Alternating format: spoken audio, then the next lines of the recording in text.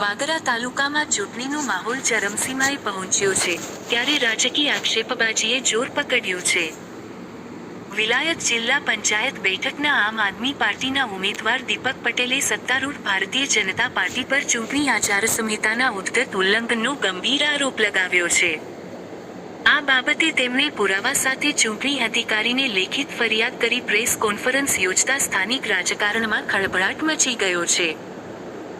દીપક પટેલ દ્વારા કરવામાં આવેલી ફરિયાદ મુજબ, વિલાયત જિલ્લા પંચાયત બેઠક હેઠળ આવતા ગામોમાં ભાજપના ઉમેદવાર દ્વારા મતદારોને રીઝવવા માટે ગેરકાયદેસર રીતે 1000 રૂપિયા રોકડા અને સાડીઓનું વિતરણ કરવામાં આવી રહ્યું છે.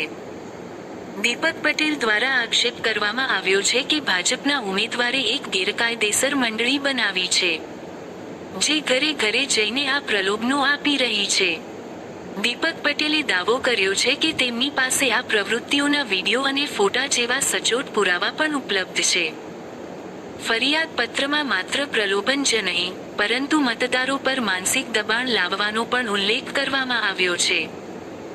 આપના ઉમેદવારનો આક્ષેપ છે કે આ મંડળી દ્વારા મતદારોને ડરાવવા ધમકાવવાના પ્રયાસો થઈ રહ્યા છે, જે મુક્ત અને ન્યાયી ચૂંટણીની પ્રક્રિયા સામે પ્રશ્નાર્થ ચિહ્ન ઊભો કરે છે.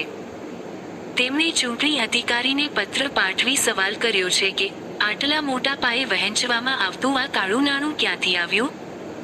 પ્રેસ કોન્ફરન્સ દરમિયાન દીપક પટેલે સ્પષ્ટ શબ્દોમાં જણાવ્યું હતું કે આ સીધેસીધો ચૂંટણી આચાર સંહિતાનો ભંગ છે. તેમણે ચૂંટણી અધિકારી પાસે માંગ કરી છે કે આ મામલે તટસ્થ તપાસ કરવામાં આવે અને જવાબદારો વિરુદ્ધ તાત્કાલિક ગુનો દાખલ કરી કડક કાયદાકીય કાર્યવાહી કરવામાં આવે. ચૂંટણીના ટાણે સામે આવેલા આ સનસનીખેજ આક્ષેપોએ મતદારોમાં પણ ચર્ચા જગાવી છે.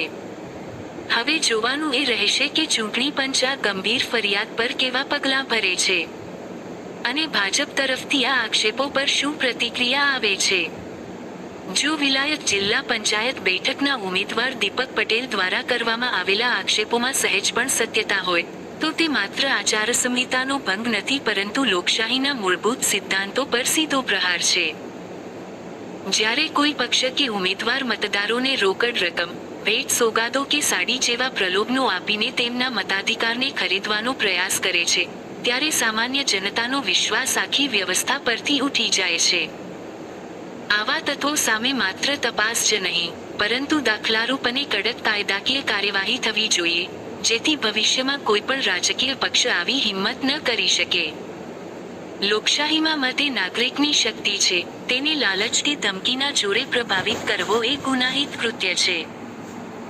જો ચૂંટણી પંચ અને વહીવટી તંત્ર આવા ગંભીર મુદ્દાઓ પર તટસ્થ રહીને ત્વરિત પગલાં ભરે, તો જ ચૂંટણી પ્રક્રિયા ખરા અર્થમાં ન્યાયિક, પારદર્શક અને શાંતિપૂર્ણ માહોલમાં સંપન્ન થઈ શકે.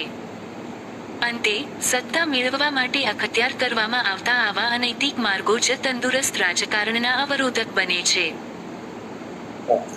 મારું નામ દીપક પટેલ છે, વિલાયત જિલ્લા પંચાયત ઉમેદવાર. આચારસંહિતા લાગુ થયાને આજે 26 કલાક પૂર્ણ થયા છે.